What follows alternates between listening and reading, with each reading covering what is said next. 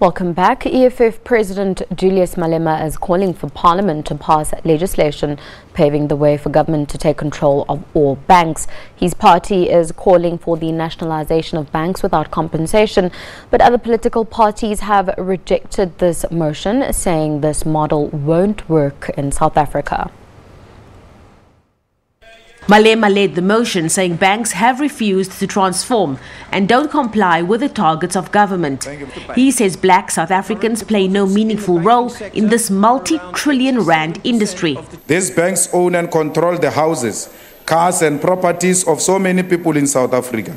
The banks own land and huge commercial properties such as malls and industrial parks.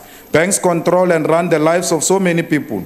Other parties rejected the motion. The ANC led the charge against this motion, calling the implications of nationalisation without compensation extreme. It's easy to put a motion like this on the order paper and make headlines. It is much harder to justify the implications of such a motion. The idea of nationalizing the banks without compensation is not just a bad idea, it is a mad idea that would crush the hopes of the 9.4 million people who do not have jobs. The capacity of the state in running SOEs, because hindsight is the best sight, is the biggest lesson in which we now need to be in as South Africa.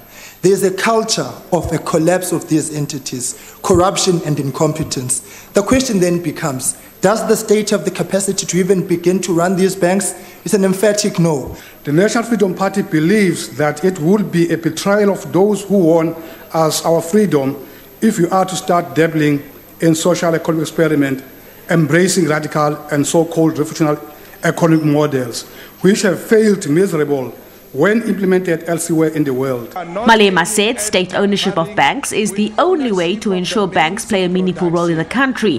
And after having the motion shot down, he accused the ANC of promoting white privilege. Abra Barbia, SABC News, Parliament.